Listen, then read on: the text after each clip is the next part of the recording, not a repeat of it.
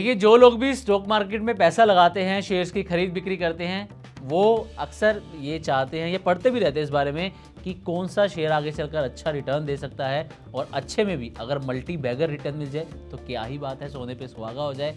तो आज भी हम इसी टॉपिक पर बातचीत करने वाले हैं, और आज जिस शेयर पर हम बातचीत करने वाले हैं वो है मीशो का शेयर। दरअसल मीशो पर जेफरीज की और मैक्वायरी की, जो बड़ी ब्रोकरेज फर्म्स हैं, इन दोनों की रिपोर्ट आई हैं, और रिपोर्ट में ये दोनों क्या कह रही हैं मीशो के शेयर को लेकर, कितना बुलिश है इस शेयर को लेकर, ये हम आपको आज बताने वाले हैं। तो आप जानते हैं कि मीशो जो है ई कॉमर्स सेक्टर की में सबसे सस्ता सामान बेचने वाली कंपनी है। जब इसका आईपीओ आया था, आईपीओ का अच्छा रिस्पॉन्स भी मिला था, और लिस्टिंग गेन भी जो है वो इसके निवेशकों को अच्छा मिला था, और शेयर जो है उसके बाद से अच्छा परफॉर्म कर भी रहा है। हालांकि अभी पिछले कुछ टाइम से देखें तो मीशो का शेयर थोड़ा सा दबाव में नज़र आ रहा है, लेकिन लिस्टिंग के बाद जो है शेयर ने काफ़ी अच्छा परफॉर्म किया था। तो ऐसे में सवाल है कि क्या मीशो अगला मल्टीबैगर बनने वाला है? तो चलिए वीडियो की शुरुआत करते हैं और आपको बताते हैं कि जेफरीज और मैक्वायरी ने क्या कहा है। क्या दोनों मीशो को लेकर बुलिश हैं या दोनों बियरिश हैं? ये दोनों का अलग अलग नज़रिया है। क्या मीशो वाकई मल्टीबैगर बनने वाला है? चलिए कहानी की शुरुआत करते हैं। तो दुनिया की बड़ी ब्रोकरेज फर्म जेफरीज ने मीशो के शेयर पर कवरेज शुरू कर दी है और इसे बाय रेटिंग दी है। यानी कि जेफरीज का मानना है कि मौजूदा स्तरों से ये शेयर अच्छी तेजी दिखा सकता है। अच्छी तेजी, कितनी तेजी, ये बड़ा सवाल है। तो ये अब आपको बताने वाले हैं। पहले जेफरीज की बात करेंगे, उसके बाद आपको मैक्वायरी की रिपोर्ट बताएंगे, और उसके बाद जो स्टेक सेल इसके अंदर हुआ है मीशो के अंदर, वो भी आपको बताने वाले हैं आखिर में। और जेफरीज क्या कह रहा है मीशो पर? पहले तो बाय रेटिंग दी है, ये हमने आपको बता दिया। दूसरा, जो टारगेट प्राइस दिया है जेफरीज ने मीशो के शेयर पर, वो दिया है 225 रुपये का। यानी कि मौजूदा भाव की अगर बात करें 11 जून को, जो ये 168 रुपये के आसपास चल रहा है मीशो, यहाँ से 35% तक अपसाइड संभव है, ऐसा जेफरीज का मानना है मीशो में। अब जो लोग सवाल कर रहे थे कि क्या मीशो मल्टीबैगर बन जाएगा, तो जेफरीज का ये कहना है कि फिलहाल मल्टीबैगर बनने की यहाँ पर संभावना नहीं है, लेकिन हाँ, यहाँ से 34-35% की अपसाइड ज़रूर इसमें संभव है। और जेफरीज का ये भी मानना है कि भारत में वैल्यू ई कॉमर्स यानी कि सस्ते और किफ़ायती सामान खरीदने का बाज़ार तेज़ी से बढ़ रहा है, और मीशो इसका सबसे बड़ा फ़ायदा उठा सकती है, और आगे चलकर कोई बड़ी बात नहीं है कि मीशो मल्टीबैगर रिटर्न भी दे दे। तो जेफरीज फिलहाल मल्टीबैगर रिटर्न के लिए मना कर रहा है, लेकिन मैक्वायरी क्या कह रहा है ये आप ज़रूर सुनिएगा वीडियो में। तो अब पहला सवाल, दूसरा सवाल इसमें यह भी है कि जेफरीज को मीशो क्यों पसंद है? तो कुछ रीज़न है इसके, आपके सामने वो रीज़न भी रख देते हैं, और आपको फिर मीशो के जिस तरीके से इसका बिजनेस ग्रो कर रहा है, जिस तरीके के नतीजे हैं, ये भी आपको बताने वाले हैं। शानदार नतीजे थे। तो जेफरीज को क्या पसंद है मीशो के अंदर? पहला तो यह कि टियर 2 और टियर 3 सिटीज़ में मजबूत पकड़ है, और मीशो की सबसे बड़ी ताकत यह है कि इसके ग्राहक जो हैं वो छोटे शहरों और कस्बों से आते हैं, जहां ऑनलाइन शॉपिंग तेजी से बढ़ रही है। दूसरा रीजन है सस्ते सामान पर फोकस। मीशो का जो मॉडल है आप जानते हैं, कम कीमत पर बेस्ड है इसका मॉडल। महंगाई के दौर में भी लोग सस्ते विकल्प तलाशते हैं, जिससे मीशो को फायदा मिल सकता है। एसेट लाइट बिजनेस मॉडल, यानी कि मीशो के पास भारी भरकम वेयरहाउस नेटवर्क नहीं है।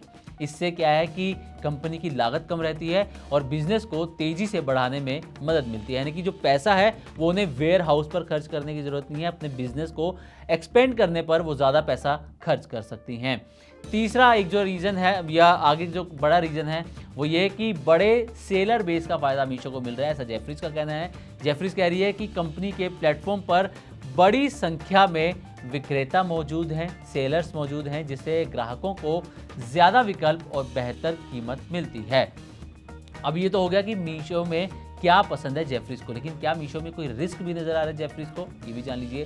तो जेफरीज का कहना है कि ई कॉमर्स सेक्टर में अमेज़न और फ्लिपकार्ट जैसी बड़ी कंपनियों के साथ सीधा कंपटीशन है मीशो का, और यही वजह है कि कुछ ब्रोकरेज हाउस मीशो की वैल्यूएशन और ऑर्डर वैल्यू को लेकर चिंतित भी हैं। तो ये दो कुछ रिस्क जो हैं वो मीशो के अंदर बने हुए हैं। तो ये है मीशो पर जेफरीज का नज़रिया। अब आते हैं कि मीशो पर मैक्वायरी क्या कह रहा है। तो आपको बता दें कि जेफरीज जो है वो तो बुलिश है, 225 रुपये का टारगेट दिया है, 35% अपसाइड की संभावना जताई है, लेकिन मैक्वायरी ने मीशो को जो है वो अंडर परफॉर्म रेटिंग दी है, और साथ ही जो टारगेट दिया है वो 125 रुपये का सेट किया है। अब यहाँ पर देखिए, ये बड़ी इंटरेस्टिंग चीज़ है कि मीशो इस वक्त 168 रुपये के आसपास चल रहा है 11 जून के कारोबार में 168 रुपये के आसपास। और मैक्वायरी को ये लग रहा है कि मीशो के शेयर में गिरावट आ सकती है और मौजूदा भाव से 25% नीचे ये शेयर आ सकता है। मैक्वायरी का कहना है कि कंपनी के पास मजबूत ऑर्डर ग्रोथ है, एफसीएफ पर फोकस भी सही है, लेकिन इसके बावजूद ऑर्डर वैल्यू में कमी कमाई को सीमित कर रही है मीशो की। ये है मैक्वायरी का नज़रिया और टारगेट प्राइस भी हमने आपको इसमें बता दिया।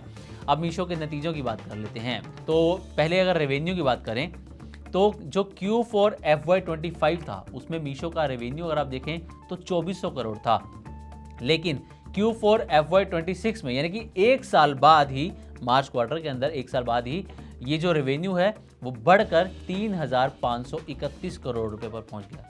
सोचिए कहाँ पिछले साल 2400 करोड़ और अब 3531 करोड़ पर रेवेन्यू पहुंच गया। और एबिटा लॉस की अगर यहाँ पर बात करें तो एबिटा लॉस जो था वो 231 करोड़ था, लेकिन ये अब थोड़ा सा बढ़कर 255 करोड़ रुपए पर पहुंच गया है। इसमें यहाँ पर मामूली सी जो है बढ़ोतरी देखने को मिली है एबिटा लॉस के अंदर, लेकिन नेट लॉस आप देखिए कितना कम हो गया है मीशो का। नेट लॉस की अगर बात करें तो Q4 FY25 में यानी कि पिछले साल के मार्च क्वार्टर के अंदर जो मीशो का नेट लॉस था वो 1391 करोड़ रुपए था, लेकिन इस FY26 के मार्च क्वार्टर के अंदर, मार्च क्वार्टर में इसका जो नेट लॉस है वो सिर्फ 166 करोड़ रुपए रह गया है। तो यहाँ पर आप देखिए कि नेट लॉस में ज़बरदस्त जो है कमी आई है। अब क्योंकि मीशो के हमने आपको नतीजे भी बता दिए, जेफरीज और मैक्वायरी का नज़रिया भी बता दिया, तो अब मीशो जो है वो इन दो रिपोर्ट से तो चर्चा में थी ही, अब एक और वजह से भी मीशो चर्चा में है, और वो इस वजह से क्योंकि इसकी जो शुरुआती निवेशक है फिडेलिटी इन्वेस्टमेंट, इसने करीब 1.31% स्टेक जो है वो अपना बेच दिया है। 988 करोड़ रुपए के अंदर जो है वो ये डील हुई है, 988 करोड़ रुपए, और ये डील लगभग 165 रुपये प्रति शेयर के भाव पर हुई है। इससे जो है इस डील के बाद कुछ निवेशक चिंतित होते हुए नजर आए हैं, क्योंकि उन्हें लग रहा है कि क्या बड़े निवेशक कंपनी से बाहर निकल रहे हैं, क्या बड़े निवेशक जो हैं वो मीशो से दूरी बना रहे हैं। इस वजह से उन्हें थोड़ी सी चिंता हो रही है निवेशकों को, लेकिन जेफरीज अभी भी मीशो को लेकर काफ़ी पॉजिटिव है, बुलिश है, और उसने 225 का टारगेट प्राइस दिया है, 35% अपसाइड की उम्मीद जताई है। वहीं मैक्वायरी ने सावधानी बरतने की सलाह दी है, यानी कि मीशो पर बाजार जो है वो दो हिस्सों में बटा हुआ है। एक पक्ष बड़ी तेजी देख रहा है जबकि दूसरा रिस्क को लेकर सतर्क है। तो उम्मीद करते हैं कि हमारी तरफ से मीशो पर ये दी गई जानकारी आपको अच्छी लगी होगी। इसी तरह की और भी वीडियोस के लिए देखते हैं Money9 और सब्सक्राइब करें हमारे यूट्यूब चैनल। साथ ही बिजनेस और पर्सनल फाइनेंस से जुड़ी ताज़ा तरीन खबरों को आप हमारी वेबसाइट money9live.com पर भी पढ़ सकते हैं।